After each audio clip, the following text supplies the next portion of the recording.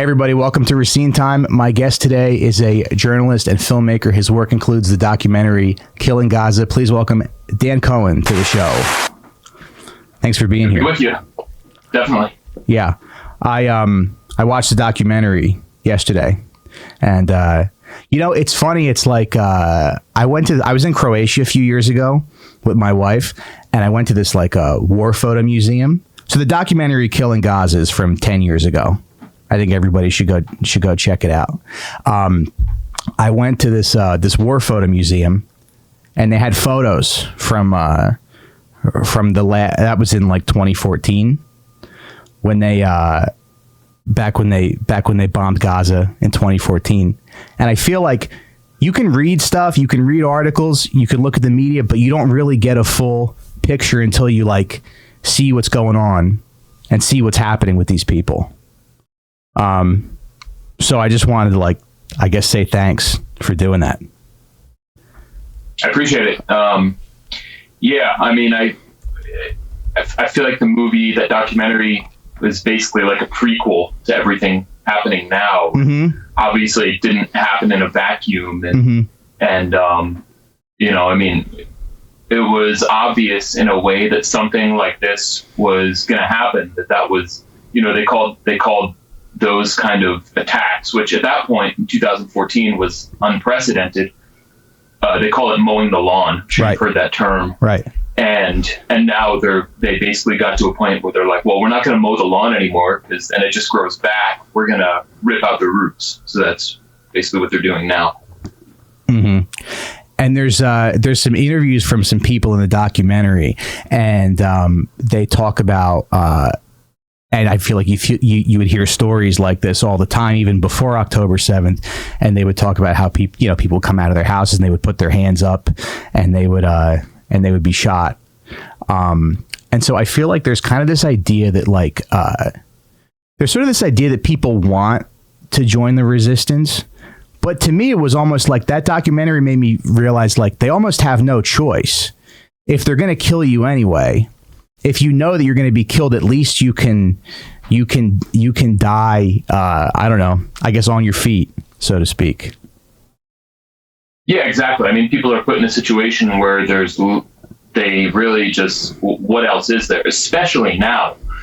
I mean, there's a, small class, particularly people that I knew that are like Western educated, that were able to get out and go to other countries. But I mean, for the masses, of Palestinians in Gaza, what else is there? And even, I remember when Rifat al-Arir, when not long before he was killed by Israel, he said, and he was a teacher, an educator, an incredible educator. In fact, I was fortunate to know him and be able to go to document some of his classes in Gaza. Wow. At one point, he said, I wish I had become a resistance fighter. And really, not that like I have any judgment on that, but yeah, I mean, what else? It's like if they're gonna try to kill you anyway, then why not? And I mean, I did a piece for, I think the only piece I ever did for The Nation. I didn't put in this film. I made it as a separate thing. I interviewed these 4 boys. They're the Bakr boys, and there was like a very well-known bombing in 2014 where Israel bombed 8 kids playing soccer on the beach. Mm-hmm. And that was like one of the most well-known attacks of the 2014 slaughter.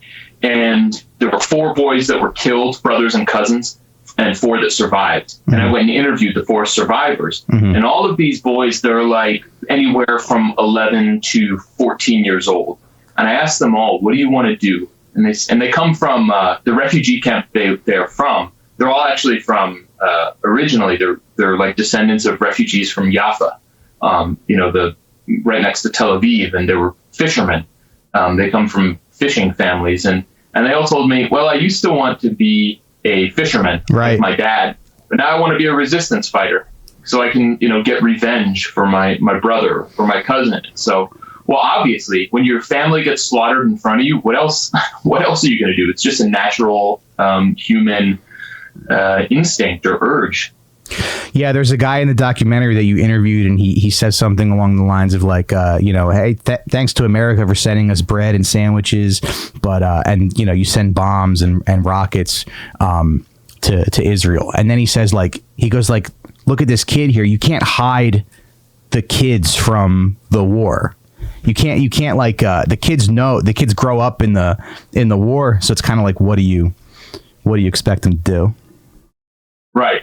Yeah. He was like, Obama wants to give you a red balloon, kid. Do you want the balloon? And the kid says no. And it's like, see, these kids aren't stupid. They know what's going on. You can't trick them. Mm-hmm. And that was a powerful moment. And I had no idea what was being said at the time. So it's like I go back and get translation of this stuff later as we're in the editing process or whatever. And I'm like, wow, that is an incredible moment that I had no idea what was being said at the time. But absolutely.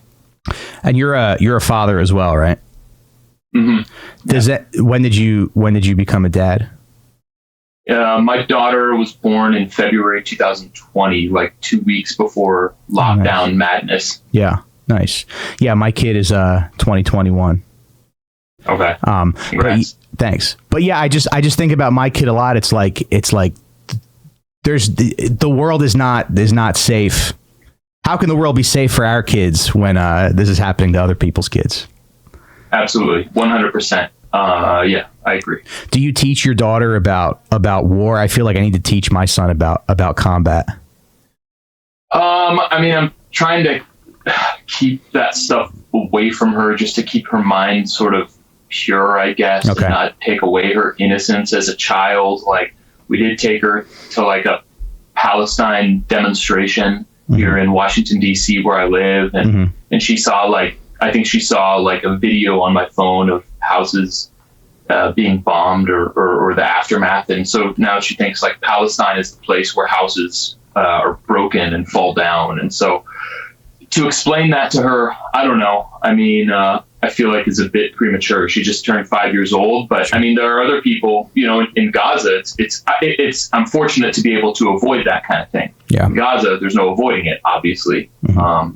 But I don't know when the time is right to do that, when they have the maturity. Some people, do it since they're really young, and there's no question about it, but I opt not to for now, at least. Yeah. I know. I do try to be selective about what I show my kid, and because it's like, how much they really understand. I want to ask you about Zionism a little bit. You said in your email that when you actually examine Zionism as an ideology, you said it doesn't make any sense. You said people get caught up in these ideas of ethno-states or Jewish supremacy, but I think it's really important to have an honest conversation about Zionism and what it is. I think the waters get muddied a lot, I'm sure intentionally, and I think that people get some of the propaganda can drive you insane, especially recently with the death of the Bibas family. So can you talk about that a little bit, and how do we have an honest conversation with people about what Zionism is? Yeah, I mean, I think what you said is spot on, that there's a lot of muddying of the water intentionally. I mean, I think, from among people, there are a lot of people who are sympathetic to Palestinians for obvious reasons because of genocide. And, that's at kind of an all-time high now, because there's just, everyone knows. And if you have any grain shred of decency in your body, in your soul, then you look at what's happening as just inexcusable and genocidal. But if we focus on that and don't understand the ideology, then it's like focusing on having a pot boiling over, but you're just focusing on the bubbles boiling over. What you really need to do is look at the flame that is producing this, and that's the Zionist ideology. Okay. And I mean, there are a lot of people who I greatly respect, who I have nothing but appreciation for the work they do, who are pro-Palestine, but they don't understand really what Zionism is. And I mean, I was that, really after I've been doing this since 2014 is when I started. And it took me, from basically a left-wing perspective of like, this is horrible, what's going on, for the obvious reasons. It took me a decade to really, it was after October 7th, actually, that I started to really examine from the bottom up, the Zionist ideology and like, what is this? And I would say, like, we would use the term JSL, like Jewish state of Israel and the Levant, back during like the ISIS period, and comparing it to like ISIS, and that would make Zionists really mad. But the problem is, it actually reinforces Zionist propaganda that Israel is a Jewish state, and this is the whole thing. So the definition of Zionism, or actually we can go back even a little more. Why did Zionism even come about? Zionism came about as a basically there was anti-Semitism in Europe, and with the emancipation of Jews from the ghettos, some assimilated. They wanted to assimilate into, their societies, German, Russian, French, whatever. But then there were a bunch of pogroms. So they're not going to be Jews anymore. They're not religious at all. They don't pray or live as Jews had for thousands of years. Assimilation did not work because there were pogroms from anti-Semites who attacked these assimilationists.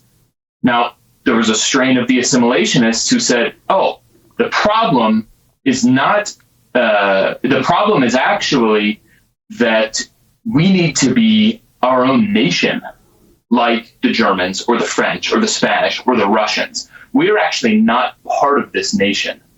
We are not part of Germany. So what they did is they adopted all of the anti-Semitic beliefs about Jews, that they're shifty, they're infiltrating your country. They became really self-hating Jews. And you can look at statements from like Vladimir Jabotinsky, who was the founder of revisionist Zionism, which is the dominant strain in Israel today, even though it's quite more extreme than it was early on. You can look at statements. Theodor Herzl, the founder of political Zionism, he has a famous essay that he published called Mauschel, where he says he's trying to differentiate between the anti-Zionist Jews, and which are all basically the overwhelming majority of Jews that had rejected Zionism, and what he called a Jew, which is like this new Jew. And he said an enemy must be treated as an enemy. He considered Jews who maintained what Judaism was for thousands of years as enemies. He earlier had compared them to a deformed finger on the hand of humanity. Vladimir Jabotinsky said, I'm a Zionist because the anti-Semites say that the Jews are a disgusting people, and they are correct. So what Zionists did, they took in all these concepts of anti-Semitism, they believed them, and they said, what we are going to do is create a Jewish nationality, and it's going to be the exact opposite. How are we going to define it? Is the exact opposite of what the anti-Semites say a Jew is. So if a Jew is like weak and passive, and they live in the shtetl and they pray and these kinds of things, we're going to be the opposite. We're going to be a strong, fighting nation. The Jews see Palestine as a holy land, a spiritual place. We are going to, and we are in exile where we don't have any ownership of the land or anything like that. The opposite, we're going to conquer it. We're going to make it ours. They invented a completely new, what they called a Hebrew culture, in all ways. And this was, and basically the idea was, God is an antiquated concept. The Torah is an antiquated concept. That's all like Eastern nonsense. We are strong Western people.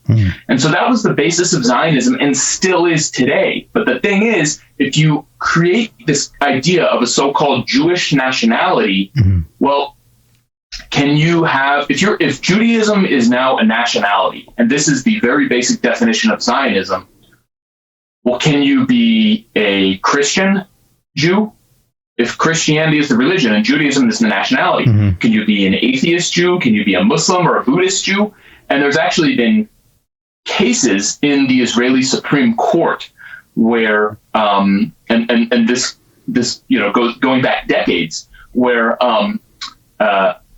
a guy who was born Jewish tried to immigrate to Israel, and he's a Christian religion. He said, look, on the basis of Israel's what they call the law of return, like who is allowed to immigrate to Israel and get citizenship. Well, if I'm born Jewish, I'm a Jewish national, even though I'm a Christian religion. So give me citizenship. And the Israeli Supreme Court said, no, there's no such thing as a Christian Jew. What are you talking about? But then an atheist who was born into this so-called Jewish nationality did the same thing, and the Supreme Court accepted him. So it's just, there's no consistent definition. Zionism does not have a real actual definition. One more thing I'll add. I mean, I can go on for a long time about this, but please. One more, it gets even more disturbing. The Zionists changed the definition of a Jew when they were creating what's the law of return in like the second parliament that they had. They need to define what is a Jew. We create this law of return where Jews from all over the world can come and take citizenship and be part of this nationality. They're part of this nationality. Well, what is a Jew? How do you define that? It's a pretty important thing. They took according to Judaism, it's someone who believes that God gave Moses the 613 commandments on Mount Sinai, and they are obligated to fulfill those 613 commandments. So like someone like me that lives totally secular, I'm a very bad sinner of a Jew, but I'm nonetheless a Jew. Okay. The Zionists, and that's only matrilineal, passed on by the mother. Okay. If, the Zionists said, no, we need to expand that definition. Now it's going to be anyone with a Jewish grandparent, which makes sense for like a nationality. Like, if you're like of Italian descent, that like, oh, my grandfather was Italian, so maybe I can get Italian, citizenship or whatever. Okay, that's sensible. But to change a religion to this, like what? So the religious Jews who were in Israel were angry about this. They were extremely angry, and they totally rejected it. What these secular Zionists wanted to do. The crazy thing, and I only just realized this recently, is the Zionists used the exact same fake definition for a Jew that the Nazis had used in the Nuremberg laws. Hitler used, saying, well, they expanded the definition of a Jew. Whoever has a Jewish grandparent is a Jew, and they will be killed. So Israel basically just took the same phony concept. So Zionism is just completely steeped in it's just anti-Semitic and it's nonsense. So the reason I harp on this, I want to discuss this so much and kind of get this idea out is because all that Israel has, how does it justify what it's doing? Well, Jewish persecution for centuries, we have to have this, and look what Hamas is doing on October 7th and all this stuff. But, well, if it's as much of a Jewish state, like if, I don't know, Japan or any other country just declared tomorrow that it's the Jewish state, we would all laugh at that. That would be completely insane. Right. It's just a state like anything else. But the more we accept Israel's phony claim that it's a Jewish state, the more we legitimize its actions and what it does. Because, oh, well, look at the Holocaust. The Holocaust, Jews have to have the state. We end up reinforcing all of the propaganda and the very basic paradigm. But if we take that away and just stop believing the lie that Israel's a Jewish state, then they're just some nut jobs committing genocide, and they don't have the Holocaust to try to justify it. And Noah Tishby and all these like influencers and what's that, Gal Gadot, go to the ADL and say, I am Jewish, and it's, who cares? I don't care about your religion. You are claiming to be a Jewish national, which is something that doesn't exist. What you are is an Israeli. You're an Israeli. So, deal with it. You need to make peace with the Palestinians and the Lebanese and whoever else you're at odds with on those terms. Leave Judaism out of it because it's a complete farce. That's basically the concept. Yeah, and it kind of never existed, I guess. The idea that so it's almost like Zionism is an aberration from Judaism, but then they still need 100%. But then they still need Jewish people to sort of like buy into it, right? Exactly. It's Zionism is in the Jewish religion is considered idol worship. That's why, like, when you see these protests in Israel of these Orthodox Jews who do not want to go to the military, they're protests against military conscription. They'll hold up signs that say, like, we will never join the enemy army. And that's because it's completely against their religion. It's like the worst thing you can do. They say, we will die as Jews before we become Zionists, before we join the Israeli army. Because for them, it is the complete opposite. Like, Zionism is like if Jews were a computer, it's like if you took the computer programming and just changed it and did the exact opposite. The whole idea is Zionists were like, the anti-Semites are actually right about the Jews. So what we're going to do is just become the exact opposite of that. And that's how we'll make a new Jew. That was the whole thing. So to make a Sopranos reference, Dan, the Zionists are kind of like Cusimanos, right? They're like, oh yeah, we're not like those. I'm embarrassed to admit I actually never watched Sopranos. Oh, okay, no worries. So Tony Soprano, who's like a mobster, his neighbor is like a doctor, and Tony calls him a Wonder Bread Wop. Because he's like, they're Italians who kind of like wanted to sort of like, yeah. Would you say they're kind of like, I guess they're kind of like teachers' pets? It's interesting to think about that identity and how different it is from and how they wanted to, set themselves apart and what it actually sort of looked like. Yeah. You know what I mean? Yeah, they're like Uncle Tom's or something like that. That it's like, well, they never wanted to actually like, for religious Jews, anti-Semitism, they see it as like a message from God that you need to be more religious, and stay away from like secular Gentile society and focus on fulfilling the 613 commandments. And, that's what you're supposed to do. Zionists were like, oh, what we're going to do, Theodore Herzl famously wrote in his diary that, I'm going to butcher the quote a little bit, but like the anti-Semites will become our most dependable allies. Like, we're going to collaborate with them because they had a shared interest, a common interest. The anti-Semites wanted Judenrein Europe. They want, all Jews out of Europe. So did the Zionists. Perfect. And so this was very clear to like the vast majority of Jews when Zionism started coming around. It's just that the Zionists were elite. They had connections at high levels of power to those anti-Semites.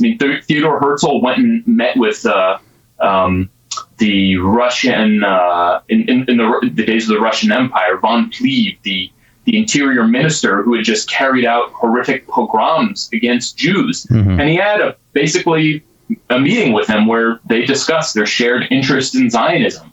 And Herzl, again, he hated Jews. He considered Jews as the enemy. So it's just, they are the ultimate self-hating Jews. I get called a capo probably 10 times a day on Twitter, but they're the self-hating Jews. So yeah, it's incredible projection. They've been calling me fat lately, but I get a little bit of that. What they say? Sometimes they say that my hairline. They make fun of my hairline too. They try to make fun of. I'm the only guy in my family. I have two older brothers. Right, yeah. My dad, my two older brothers are bald. I'm the only guy with hair. So like, I'm almost 40. So like, I don't know what you're expecting. Me too. Here, that's me, late 30s. Yeah. I think it's normal it's actually probably above average. I think I got a pretty good head of hair here, but it's, their insults just don't work. They're not that good. I'm just really glad that we're having this conversation, because I think people, like regular people, when they sort of like dip their toe in this stuff, you know, you get called an anti-Semite, but then you see all the stuff that Israel's doing, and then there's kind of a tendency for people to go like, well, okay, maybe I am one, and maybe I don't care. And maybe that, like, that's fine, because I'm definitely opposed to what Israel is doing. So it's like, I guess you don't hear a lot of voices like yours of people really kind of making that distinction. But I guess the whole purpose is to not have that distinction. That's exactly it. There's like you said, it's muddying the waters. I mean, it's the all they do is just talk about, you know, when Netanyahu gets up at like the UN or like Gal Gadot, the first thing she says in her speech, I'm Gal Gadot, I'm Israeli, I'm a mother, I'm a daughter, I'm a sister, and I'm Jewish. I'm going to say that again. I'm Jewish. They just want you to think Jewish all the time, because Judaism is their human shield. Right. So instead of actually focusing on, like, you know, understanding what they actually are, they're like, yeah, attack this human shield of Judaism because we can just exploit anti-Semitism, well, until we can't anymore because no one believes it. Or they're just like, well, maybe I am an anti-Semite, because like, it's like, if you accept the Zionist definition of Judaism, that Jews equal Zionists equal the state of Israel, you will eventually come to one of two conclusions. If you believe that, if you like that, then you'll think genocide is good, which is like a fair, you know, kind of, so, you know, you see these crazy like American Jews on X who like do very little that's actually Jewish in terms of the religion. But like some guy I tweeted about yesterday, I saw, let me see if I can pull it up, but like I think his name was like Daniel, let me see. Dan Friedman. He's some like writer and author of mystery novels, and he's like, we should bomb this child and his family, the kid who was in the BBC documentary. Yeah. So you can either arrive there, or the other way you'll arrive is like, wow, the Jews are terrible. Maybe sure. You know, so you're trapped in this psyop is really what it is. So like, you're going to end up supporting genocide one way or the other, as long as you stay. And there can be so much debate. I mean, Chomsky actually talked about this, you know, decades ago, before Chomsky got too old. But you know, propaganda works best when there is vigorous debate within certain boundaries. So, you know, you can be like on X and say like the Jews are doing this, and I see like so much viral stuff about how the Jews are terrible and this and that. I look what they're doing, and like it makes like whatever. There are certain figures who have become very prominent because of that, because they are playing the Zionist game, because they have this shared ideology. The anti-Semites and the Zionists have the shared ideology, and you can also, you know, be like whatever, Gad Saad, or like any of these big Zionist accounts, or Ben Shapiro, and you can just be like you can be like a Zio-Nazi. You can just be a total lunatic justifying the extermination of babies. But like, if you break out of that, that's when you start to become like dangerous to the system. And if you're like, wait a minute, this isn't Jewish. These people actually, this is not Jewish at all. This is, you know, then that's when you kind of free yourself. And how do you engage with that? Because I feel like if I got online and said, hey, Israel's not Jewish, people would be like, what do you know? You're Italian. Shut up. You know? So like, yeah, any tips on engaging with that narrative? You could be like, my Jewish friend said so. No, I'm just kidding. But like, I mean, people will say the same thing to me. They're like, well, you're Jewish. Of course you'd say that, you know, like you're trying to just defend, you know, your people or whatever. But it's like, if you look at it from just a strictly objective, intellectual, I mean, you can go back and read books like this, Shlomo Avineri's The Making of Modern Zionism. There's so much literature on it. Actually, I think the sharpest person around today who does not get enough credit, and because he's his thing is not like media. He's an educator. And this is the person that I've really learned from a lot of the past year and a half, is Rabbi Yaakov Shapiro. Okay. Who he's an Orthodox Jew who lives in New York City, and religious, Jewish or not, he has, he has the sharpest understanding of the Zionist ideology than like anyone else around today. And he wrote a book called The Empty Wagon, that it's suited for religious Jews to be able to like understand how Zionism basically stole the identity of Judaism. And so for like a secular person, even for me, and I have some familiarity with the Jewish religion, mm-hmm. Parts of it are challenging to read because there's like religious terminology that I don't know. So it's more challenging for a secular person, especially for someone who knows nothing about Judaism. But nonetheless, he's a person that should be getting a ton more interviews and or at least his work should be examined. For sure. I mean, I just actually got off the phone with him a few minutes ago, and we were discussing this. This is the key. There was a Supreme Court. Basically, there were a group of Israelis that wanted Israeli citizens who wanted to change their nationality because Israel does not recognize the Israeli nationality. According to the state of Israel, there is no Israeli nationality. There's only Jewish nationality. This invention, the Jewish nationality. And these Israelis petitioned the Supreme Court, and they said, we want to change our nationality from Jewish to Israeli, which would make sense. It's, that's like, why is it that Israel has a Jewish nationality? Like in America, do we have a Christian nationality? Or no, your nationality or a Muslim in Saudi Arabia? Or no, Israel is the only state in the world that conflates religion and nationality. And people say, oh, Iran is a theocracy or whatever. Iran does not do that. Mm-hmm. You are an Iranian national and an Iranian citizen. Israel has this fake Jewish nationality, and they wanted to change it to, these people went to the Supreme Court and said, we want to change our nationality from Jewish to Israeli. And the Supreme Court said no, because the Supreme Court of Israel? Yes. Yeah. Supreme Court of Israel said no, they rejected it mm-hmm. because they said the Jewish nationality is the cornerstone of Zionism.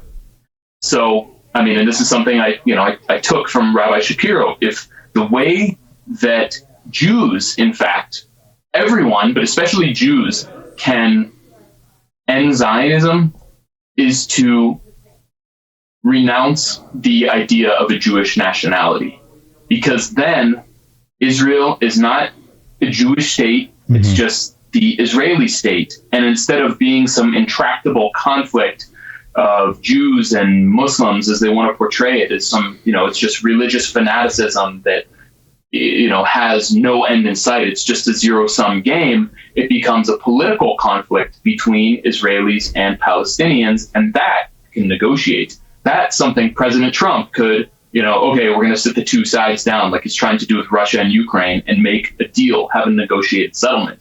But as long as Israel claims to be a Jewish state and has this invented fake Jewish nationality, and Netanyahu goes to comes to Congress and says, I'm the prime minister of all the Jews in the world, then it's not going to work. Yeah, I guess that flag's not really helping either, huh? Exactly, and that's the thing. That's how they use Judaism as a human shield. And the flag is a perfect concept of how they nationalized, how they transformed the religion of Judaism into this fake Jewish nationality. Because the flag is based on what's called a tallis, which is like a prayer shawl. Like if you ever see Jews praying at a synagogue or whatever, a lot of times they have like this white shawl over their head. Mm-hmm. It's like this personal thing where you're connecting with God and you're praying to God. And they took that and transformed it into a flag, which is like the symbol of the state and the public. So this is, again, it's the complete opposite, everything flipped on its head. But instead of just saying, well, we're just not going to be Jews anymore and that's that, they were like, no, we're going to just change what Jews are. And how did that, it's like, how did that work out for them? Oh, once we become a nationality, then everyone will, and basically, which means we have to go. If you're a nationality, what do you need? You need a flag. You need a language. Sure. So they invented the Hebrew language. Mm-hmm. Like, here's a perfect example. In Judaism, the word bitachon means like trust in God. Mm-hmm. In modern Hebrew, which they created a little bit more than 100 years ago, it means homeland security. Interesting. So they completely transformed it. They invented words. The word there's no word for sovereignty in like rabbinical Hebrew and biblical Hebrew. The Zionists rather, invented the word ribonut, which means sovereignty, and they talk about that all the time. We have to apply ribonut to the West Bank, and get rid of. So you need a language, and they completely changed the language. This holy language, they made it like for everyday use. Right. The cuisine, and then of course cuisine. Yeah, of course they invented Israel. I mean, they do that all the time. They're like, of course, the hummus thing mm-hmm. is classic, and you can tell if you go there, if you eat Israeli hummus, mm-hmm. hummus they call it. And then you actually go to like a real Palestinian place. It's just like eating like McDonald's versus like a 5-star. It's just totally different. It's just so obvious. Okay. All the Israeli food. I mean, obviously this is my subjective opinion, but it's like it doesn't even compare to like real Palestinian, like Levant cuisine. It's all fake. That's the thing. And this is the thing. This is one of the key things. Is not only do you need, according to nationalist ideology, you need a flag, you need a language, you need a land, you need a country. Now, the Zionists were like, there were different ideas for where they could have a country. There was what they called a territorialist movement, where they were like, well, we can have like a safe place in Argentina. There was one in like a part of Venezuela. Mm-hmm. There was a plan in Madagascar, which eventually actually Nazis ended up adopting that idea to send the Jews to Madagascar. There's another overlap. But basically what there was the Uganda plan that Theodore Herzl presented. But what they kind of realized is that, well, the Jews are not going to, the only way you need to use Judaism. What's the holy land for Judaism mm-hmm. is basically Palestine and part of southern Lebanon. So that's where the country has to be, because if we are changing Judaism, we need to take the Holy Land and make it a nationality. So the problem is there are people living there. And so in order to build that nationality, to take that land, you have to get rid of the people. And that's the process that's going on today. So it's not even that, really, I think the best way to understand Zionism is the Palestinians are basically just standing in the way of this Zionist attempt to transform Judaism from a religion into a nationality. So it's like this Zionist war on Judaism, and the Palestinians and the Lebanese, of course, and anyone else who's attacked by the state of Israel are basically innocent bystanders who are just in the way of this whole thing. And if they resist, then obviously they got to be taken out. So that's basically the logic. So I guess that's what I wish people understood. Go ahead. So I guess most Zionists are like, they're not religious and they know that they're not, and they're just kind of pretending. So then there's kind of another level to it. So they're originally Zionists were totally anti-religious. Mm-hmm. There was a small strain of Zionists there was basically a very, very small strain. Okay. The Zionists basically said, we're going to be a nation. Vast majority of Orthodox Jews and even Reformed Jews at that time rejected it. The Orthodox Jews rejected it because they said, no, this is completely against our religion. This is like heresy. You people are sinners. This is crazy. The Zionists basically said, well, but there's anti-Semitism, and for practical reasons, for security reasons, you need a Jewish state. You need a safe space. This is like the woke safe space argument, like 40 years ago. And so most Jews still rejected it. However, there was what they called the Mizrahi movement, led by a rabbi named Recine, who accepted that. And he created what was called religious Zionism. And basically it was like, we are not ideological Zionists. However, we accept the safe space argument. So we'll collaborate with these sinners, et cetera, et cetera. There was an even smaller stream who said, no, this isn't even just a safe space for Jews. There was a tiny stream of what became religious Zionists, led by a guy named Rabbi Kook, who said, actually, these sinners, these secular Zionists, what they are doing is building God's kingdom. Like for thousands of years, Jews were praying for God to deliver redemption, that the Messiah would come, a temple would literally fall from the sky onto the Temple Mount, what is known as the Al-Aqsa compound, and there would be this. It would be like otherworldly. It's not like modern. It's not like normal life. It's like utopian in a way, that the lion will lay down with the lamb and all this stuff. It's a completely different reality. It's not going to be taken by force. Exactly. All the world's nations will want this to happen. They'll have an interest in it. This is the whole idea of Judaism for thousands of years. And the only way that could happen is if Jews are pious. Okay. And they are not allowed to rise up against the nations or do anything to force this to happen. It will only happen when they deserve it, and God will be the judge. Okay. That's the whole concept of Judaism. Seculars come around. This Rabbi Kook, who ended up being appointed by the British the chief rabbi of Palestine after the end of the Ottoman Empire in World War I. He says he was deeply influenced by nationalist ideology. So he took these nationalist concepts, inserted them into Judaism, and he said, okay, these Zionist nationalists, they are actually building God's kingdom, even though they don't understand it. They don't even know why they're doing it. Okay. So when they are, forming militias, that's actually God's work. And their souls, he would say, their souls are actually higher than the religious Jews who are not taking part of this. So it was this like Hegelian concept. And this was the idea of Rabbi Kook, which was tiny and very small at the time. What happened is decades, really in 1967, when Israel, there were a number of processes. When the state of Israel was created, the religious Zionists were like, oh, maybe that's right.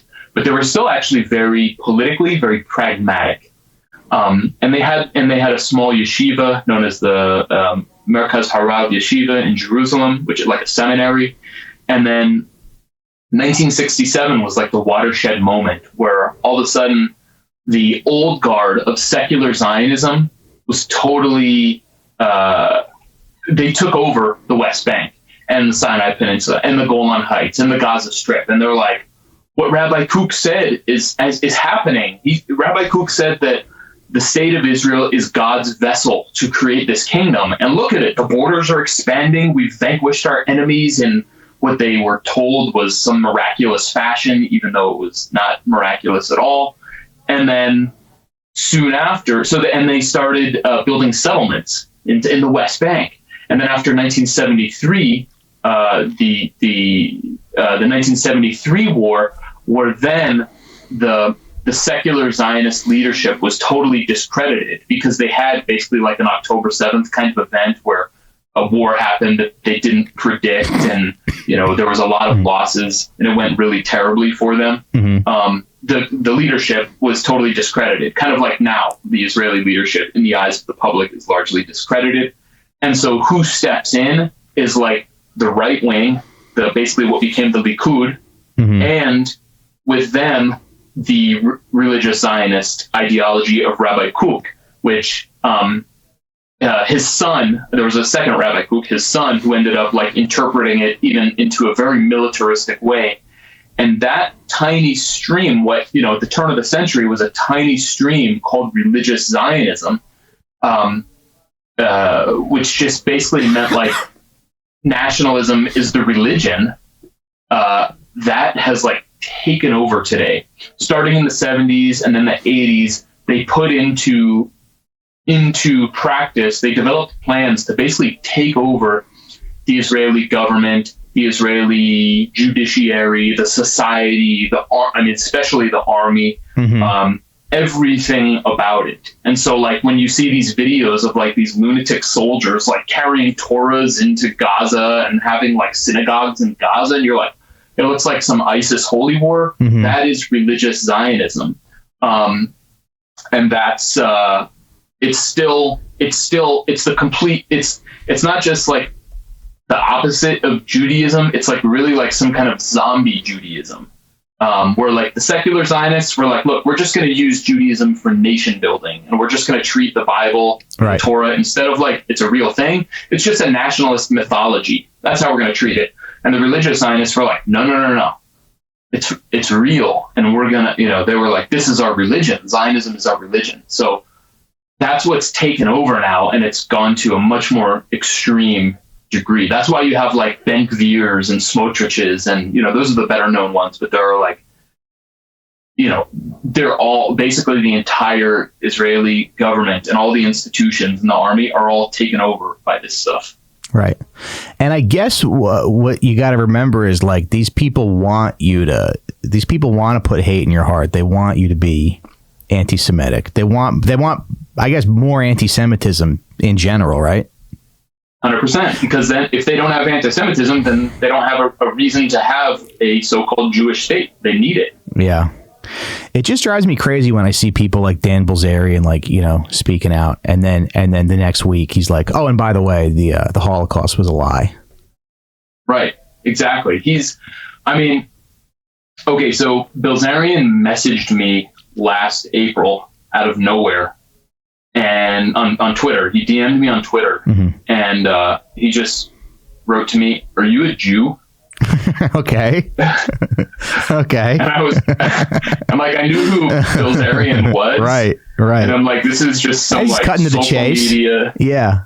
It was like, how do I respond to that? Okay. Like usually, when somebody says that, it's not followed up with like something like, cool, want to hang out?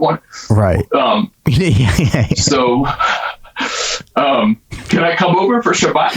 No.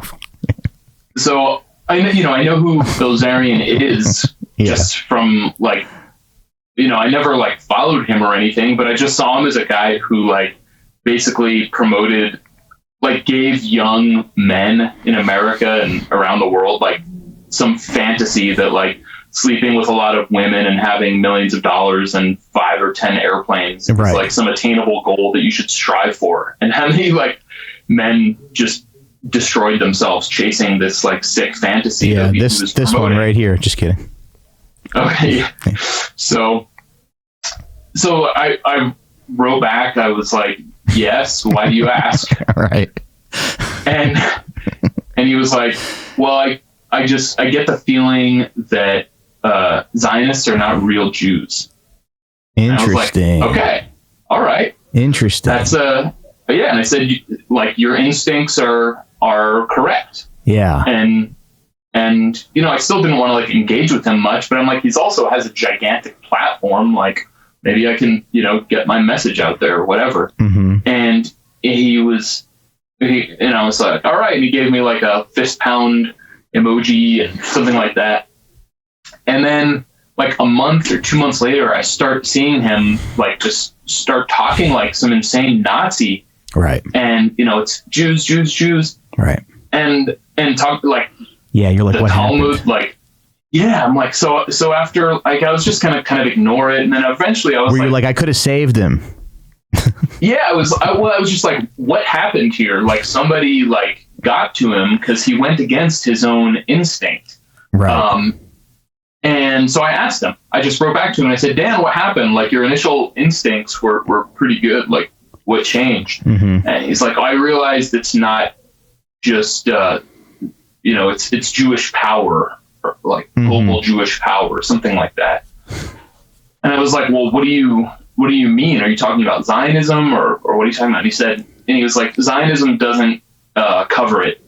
And, and it's in, he's like talking about the Talmud and all these things. And right. The Talmud is like this incredibly complicated, like, it's like literally like just basically arguments. It's like it's a huge compendium of like arguments and teachings from rabbis that are many of which, you can find all kinds of contradictory stuff. So all these threads about the Talmud from like people on Twitter are just complete nonsense. Nobody has any idea what they're talking about. Okay. And of course they don't understand. They're like, the Talmud explains why Israel is doing this. And actually it's like, no, the Talmud, the most basic things about the Talmud that anybody who like spends 15 minutes on Wikipedia could figure out is that actually Zionism is a total violation of the Talmud. Mm-hmm.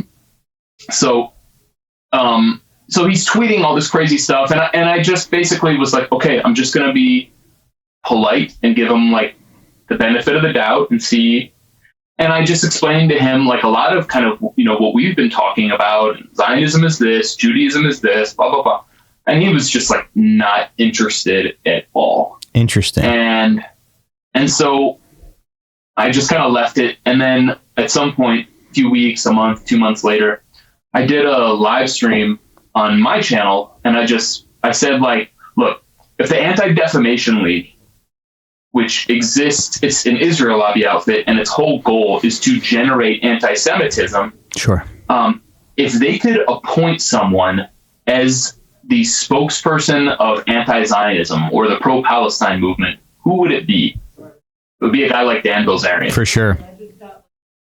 And I made that point. It was after Bilzerian went on Piers Morgan's show, and Piers Morgan was like, Dan, you're an anti-Semite. And Bilzerian was like, look, they're killing babies. The Jews are killing babies. Yeah. And, so this is like the two sides. This is like the two sides of the propaganda construct. I guess, they right. want you to stay inside. Because you go, you're so close. Yeah. And then you're like, well, it is, what he's saying is pretty anti-Semitic. Like, he's like denying the Holocaust or whatever. And then you're like, but Piers Morgan, you're like justifying murdering Palestinian babies. So where do you go? And most people can't find their way out of that. And so I did this live stream afterwards, and I was like, all right, I gotta say it. And so I said, like, if the ADL could pick someone to be the spokesperson for pro-Palestine, anti-Zionism, whatever, it would be Dan Bilzerian or Jake Shields or Nick Fuentes, these kinds of guys. Right. Because all they do is conflate Zionism with Judaism, exactly what the ADL wants, but from a negative perspective. And Bilzerian like went after me, and he was like, you're proof that Jews are the problem, or Jewish supremacy is the problem, or whatever. Interesting. And like Jake Shields came after me. He attacked me. He was like, okay, Cohen, just being like, you're a Jew. Sure. And Fuentes and these guys. And so it just kind of proves my point. The funny thing is with Shields, he started DMing me, and he was like, do you want to have a debate in private or public? Mm-hmm. And I was like, we can talk in private. I'm not really interested in debating you. You just attacked me for being a Jew. Why would I want to like talk with you? But like, okay, I'll talk to you in private. And he's like, well, the thing is like 95% of Jews are Zionists. Uh-huh. And I was like, well, what's your source on that? And then he's downgraded it. He was like, well, okay, like 80% or 75% or whatever. And I said, okay, but what's your source on that? And first he got offended. He was like, haven't you ever made a mistake? And I was like, okay, but fine, but what's your source? Yeah. And he sent me a screen grab from Stop Anti-Semitism, the X account, which is like one of the most insane like Zionist accounts. So that's the whole thing, is these guys rely on Zionism to prove their point, where Zionists are like, Zionism is Judaism, it's the same thing. Every Jew is a Zionist, even if he doesn't know it. And Jake Shields is like, yeah, that's right. See, that's my source. That's how I know. And doesn't that kind of drive you insane? Like, you never know who's acting in good faith or who got like punched in the head too many times. And because it's like, I'll see Jake Shields say stuff that I go, oh, okay, this is good. He's got a big platform that's getting out there. Yeah. But yeah. Yeah, I followed him. At first, I followed him and retweeted him. And I was like, cool, man, people are waking up. And then he's like, did the Holocaust really happen? And I'm like, you're like, wow, come on, Jake. Yeah, exactly. And he does that all the time. He'll be like, what do you think the real numbers of the Holocaust are? You know, stuff like that. And I'm like, I think, I don't know what, you know, Jake's deal really is, but he just stopped responding to me in that conversation. He just stopped responding. And so, you know, that just kind of said it all. And, you know, he's kind of come after me again on Twitter, and I'm, you know, I think he just really believes that the real like difference between people, the like fundamental contradiction in the world is like races. Like, and I mean, the thing is, okay, so like the point that I do think is worth dissecting is like, okay, there is a huge amount of American Jews who support Israel. And people, okay, does that make them Zionists? Well, what is the definition of a Zionist? Someone who thinks that Judaism is a nationality. Now, if American Jews, definitely there are American Zionists, and there's an American Zionist movement. But if they were really like real Zionists, most of these people, like American Jews, would just get up and go be in, if Israel is the nation state of the nation of the Jewish people, then they would go and move there. But there are American Jews who want to live in America because, frankly, it's a better place to live. You're not going to get like blown up or whatever. So the thing is, most American Jews, for one thing, do not even know what Zionism is, just like anyone else. Especially the more secular you are, the less you know about Judaism, and the more susceptible to Zionist propaganda you are, because you don't know how to differentiate between the religion and the political ideology. And now I just feel you say that though, and they go like, how dare you tell me like what, you know, how dare you define Judaism and anti-Semitism and all that stuff? Yeah. Well, it's I mean, it's kind of like the trans argument, you know, it's like a man can dress as a woman, and if you don't use the correct pronouns, they're going to be like, how dare you? But like, it's very obvious to everyone that like, you're not a biological woman. Okay. If you want to call yourself a woman, fine. But like, it's like a trans ideology. Zionism is. Interesting. And so the thing is, what most American, especially, you know, American quote unquote pro-Israel Jews, what happens is they fall for Zionist propaganda about the safe space thing. Like, I grew up in Phoenix, Arizona, in like a Reform Jewish community. And these people are like liberal and progressive, and they're like LGBTQIA plus friendly synagogues and all this stuff. And they are, but like, they think because of the safe space propaganda that, well, we need this other country just in case. So they don't understand how like Zionism, they don't know anything about really the Jewish religion. They don't know anything about Zionist ideology or like nationalism or, you know, Vladimir Jabotinsky or Theodore Herzl or what was going on in, you know, Europe in the 19th century, the Emancipation and the Enlightenment, all of these things that if you really want to understand Zionism, you have to look at the history and examine the ideology. No, it's just an identity. It's just like an identity thing. And you go to your synagogue. This is how I grew up. And you like have your group, and it's a social group, and you have a communal feeling, and that's perfectly fine. But it's not that people are ideological Zionists, most American Jews. It's that they just fall for the safe space propaganda. And so what feeds the safe space propaganda is anti-Semitism. So then when someone, you know, when the ADL is pumping out these reports about somebody said kill the Jews at a Free Palestine demonstration, then they're like, oh, see, all those people waving the flag, those are all those people, those Hamas supporters, and those are Nazis, and those are dangerous. So that's why we have to support Israel, even if we disagree with what Israel is doing and we wish they were doing it a different way. Mm-hmm. That's it. So the more that, these like obvious limited hangout controlled opposition figures generate anti-Semitism, the more they serve Zionism and feed the siege mentality among American Jews who are like, oh yeah, I don't like what Israel's doing, but what other choices we have? For sure. Yeah, it's like you go to some of these protests, some of these pro-Palestine protests, and especially the ones in New York, it's like 30% Jewish people. There's so many Jewish people at these protests. And you see like the "not in my name" and and you just go like, yep, they could never make me hate you guys. Right. Yeah, that's the other thing is there's so many, especially younger generation,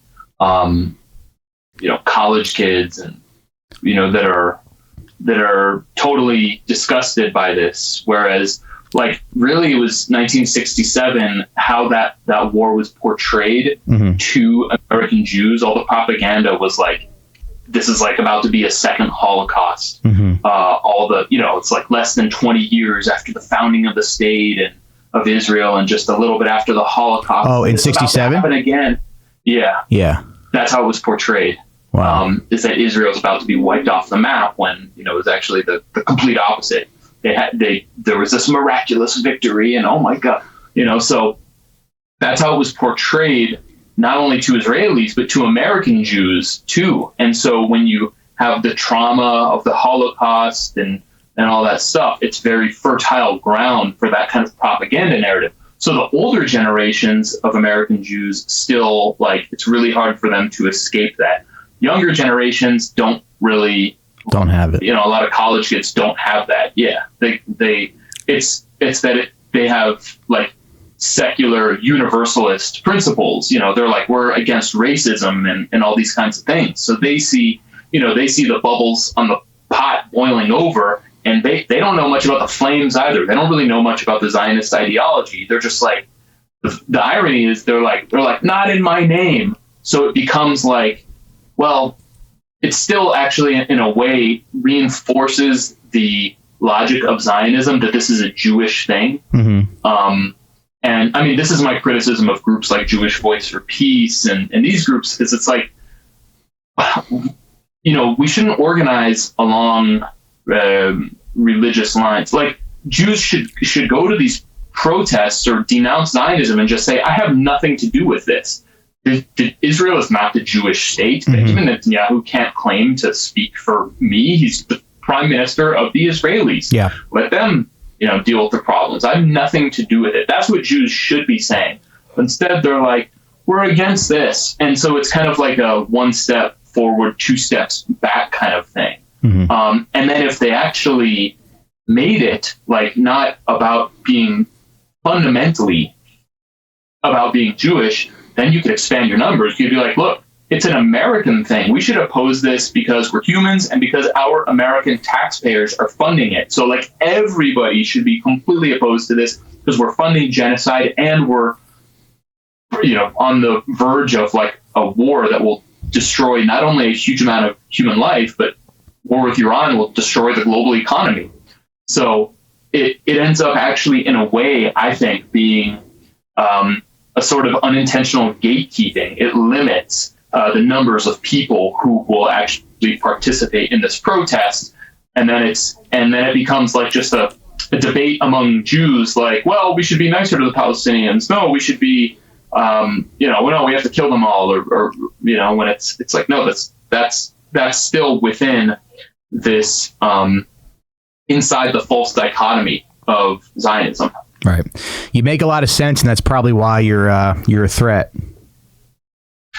I mean, it's taken me forever to figure this out. So it's not even like, why can't anyone else do this? It's like, it took me, like I said, 10 years to actually just get in touch with Rabbi Yaakov Shapiro and really examine the arguments. And then it's kind of like going to a class, like as a college kid or something, where you listen to the lecture and like it kind of goes in, but then when you go home and read it and process it, and you're like, wow, that's it, he figured it out. And so I'm like, yeah, trying to just, you know, be evangelical with this messaging that it's like, it's really like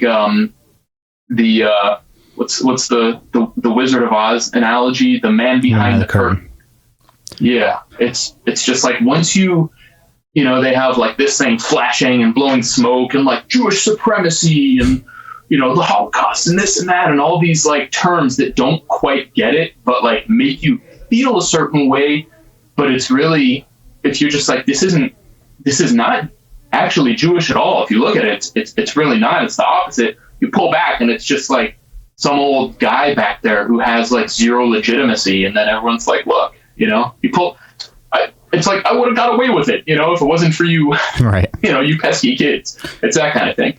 Now, let me ask you this real quick. If your daughter starts playing basketball, don't you want a trans girl on her team? Maybe if like the trans girl just were the center and my daughter could like be the point guard and just throw her alley-oops all the time, and my daughter's assists would just be like over the top. Then my daughter could like really get somewhere. But I don't want my daughter to play against a trans girl. But yeah, I mean, if she could be the assist girl, absolutely. Okay. Nice. All right, let's talk about, I want to go back to the documentary real quick before we wrap up. Hey, you're a chill guy. I'm a chill guy. You know who else were chill guys? Those guys in the resistance. You don't see a ton of interviews with anybody who fights in the resistance, but I do think it's funny how every time you do get to hear them speak, they are pretty rational, pretty calm, and it sort of makes sense what they say. So I guess what were those guys like, and what was your experience, you know, talking to them? Well, it was kind of, you know, of course, I wanted to talk to resistance fighters in Gaza. That was very difficult to do. I tried to interview, film with guys from the Al-Qassam brigades, Hamas's armed wing, which got me into some hot water in Gaza. And, you know, I had to like straighten that out. Okay. Didn't end up, I tried like informal, you know, I went to like the Hamas security office and they took my proposal, and then I tried another way and they didn't appreciate that. And so they actually, they kicked me out of Gaza for like 2 weeks. And then they said, okay, we see, you know, what you're doing. You can come back, Dan Cohen. And so, I mean, I remember leaving Gaza. I was like literally crying. I was in tears that I was being forced to leave. I don't even know if I've talked about this publicly, but eventually, you know, I went back a couple weeks later, and I managed to film with another armed group that is called the Nasser Salah al-Din Brigades, and they're like from like the popular resistance movements, and they like I went to meet them while they were doing these training exercises in this field in Gaza.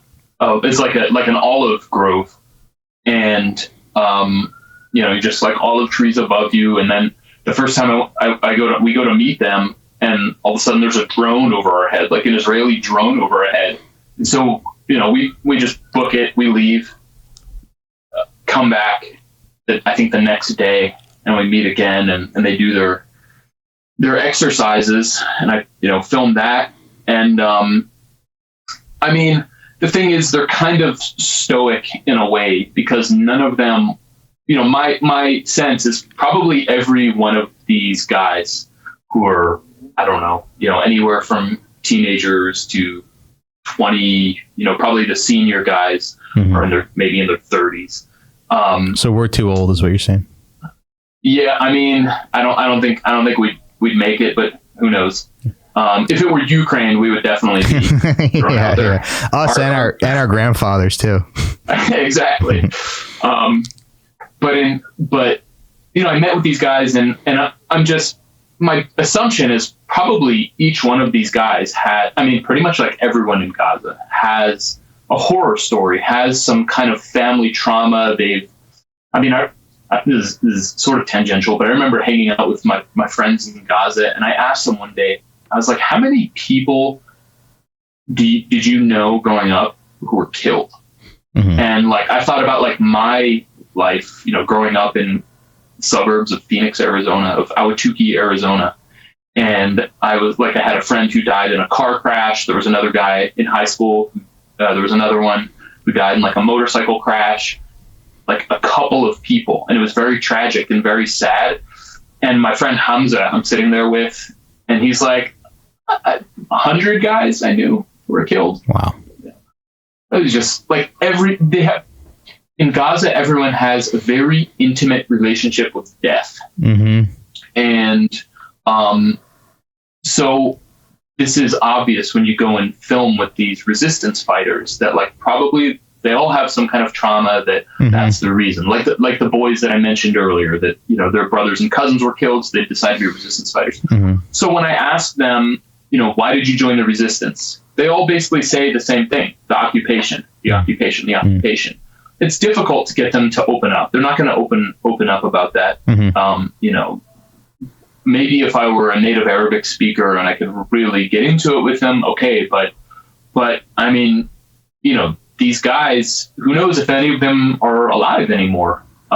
They're all just, you could see yourself in their position. What else would you do? It's like what the Israeli propaganda says. What would you do? They have not as much anymore, but especially around 2014, they would be like, imagine if someone from New Jersey was firing rockets into New York. Right. What would you do? Right. And if you're like a guy born in Gaza and like your father's been in prison, your brother was killed, your sister was killed, whatever it is, like really, what would you do? And that's, I think that's obvious to anyone that watches it. So, it was like these guys are fighting with like nothing. They have like these basic rifles. They have, I filmed these rockets that they had that are, very basic and don't really do a lot. In fact, there was a report in Israel that said more people are injured from as a result of trauma from the rockets than the rockets themselves. So they're fighting, running to the bomb shelter or wherever it is. Yeah. They all have PTSD. Right. They're all in the official injury figures, but Palestinians in Gaza, they don't have PTSD, Yeah. So they're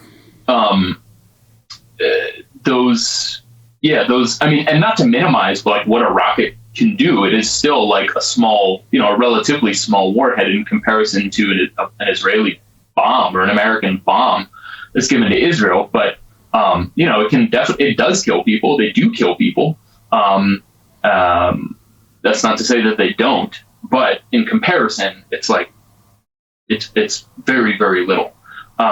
So just seeing they're fighting with these rudimentary weapons, and basically they know that they're going to have to sacrifice their life in order to for their people to have a future, and that's the ultimate sacrifice you can make in this world. And I just want the world to get to a place where we don't have to do that anymore, where humans don't have to do that anymore. And as cliche as it sounds, it's like peace is now like a dirty word in Israel, Palestine, whatever, because it's been made a dirty word by this fake peace process, which has just been a cover for Israel gobbling up more land. Yeah. But to have real peace where nobody feels the need to take up arms anymore, where you can go to sleep and know that you're not about to be bombed, and not to say there's parity on the two sides, but like I don't want Israelis also to, it's like if you go, when I'm in like Tel Aviv or whatever, people do get stabbed or shot or whatever. Like we shouldn't have any of that. And that's absolutely recognizing that 99% of the violence is, whatever, I'm just making up a number, but the overwhelming majority of the violence is carried out by Israel. It's mostly Palestinians that die, but I don't want anyone to die. So that means you have to have a real resolution. Yeah, it almost just feels like our kids aren't safe if that can happen to other people's kids. Exactly. And I mean, that's one of the things I've been saying for years is that when you look at, I think one of the big questions people have about why is there so much support for Israel in the United States? And there are a variety of reasons, I guess. One, of course, is Christian evangelicals who think there's some end times prophecy that is happening. That's definitely a big part of it. There's, the confusion about we have to support the Jews because of what they've been through historically. But I think there's a more sort of fundamental reason that it's hard to measure how much it is, but they really, I think part of our ruling class sees Israeli apartheid, or whatever you want to call it, the Israeli system, as sort of the ideal that they want to impose here, where you can just take whatever population, deem them subhuman, the same way that's done to Palestinians, and put them in some kind of concentration camp or whatever, and then just with the flick of a button, just exterminate them. Right. And the propaganda channels will say that person was a terrorist, and I mean, not to again, this isn't a one-to-one comparison, but the way that people were demonized in the COVID era, where especially Democrats were more than half of Democrats believed that it's okay to people who didn't take the jab should be imprisoned or locked up, kicked out of their jobs. That kind of really fascism is crazy. I don't know how, where you stand on all that stuff. Yeah, it's not really my wheelhouse at all, but feel free to go off. Yeah. I mean, that's something I spent a lot of time, and I had a long trajectory of being totally caught up in the propaganda and all this stuff. And so I may have lost a few viewers listeners there, but I mean, just, the idea that, you can convince someone that your neighbor is a threat to your safety and this kind of thing. And so there's all kinds of pretexts. It doesn't have to be necessarily a racial thing or some kind of religious or pseudo-religious thing or whatever. It can be any kind of pretext where Israeli technology that has been developed on Palestinians is, in use all over the world on the U.S.-Mexico border. A lot of pro-Palestine people know about that. I mean, I've done reporting from Arizona. If you go down there, there's Elbit Systems has towers all along the border. There's these surveillance towers. And, so this kind of stuff that's tested, and this is how Israel sells its products, its military products and surveillance products is, we've tried it out. This isn't just theoretical for us. We've used it. We know it works, et cetera, et cetera. Their brand obviously took a hit after October 7th. Yeah. But that's one of the things. I think it's when Hillary Clinton, remember when Hillary Clinton, I think, said, can't we just send a drone to take out Julian Assange? Right. It's that kind of thinking. Right. Or when Joe Biden called Julian Assange a high-tech terrorist. And it's all the guy did was publish information. He did journalism, which is enshrined in our Constitution, and he's not even an American citizen. And he was they called him a traitor. Those are the people who are the most ultra Zionist in our government, and that's because they love that idea of that amount of power and control. Yeah. This was awesome. Definitely. No, Thanks. I'm glad to be able to come on and just, rap with you. Definitely. Yeah. Do you want to plug anything? I put my Substack where I'm not publishing enough because I'm actually working on a documentary right now that it's driving me insane, but I still can't really talk about what it's about. Okay. It's about Israel and Zionism, and it lays out a lot of the stuff that I've kind of explained in this argument. But it's about like what's going on in Israel right now and why October 7th happened and all this stuff. But soon enough, I'll be able to say something about it. So that's why I'm not putting out as much journalism as I would like. But I publish, I started my own site called Uncaptured Media. You just go to uncaptured.media. That's me. It's my Substack. And follow me on X, Twitter at Dan Cohen 3000. And, any paid subscribers are greatly appreciated. Hell yeah. Doing indie journalism, trying to do this is pretty brutal. So we are listener funded, everybody, just to let you know. Exactly. Yeah. And it feels good. We like it. Cool. Thanks again. We'll do this again sometime, hopefully. Definitely. Yeah. Be happy to come on again. Thanks a lot, Mike. All right. Thanks, Dan.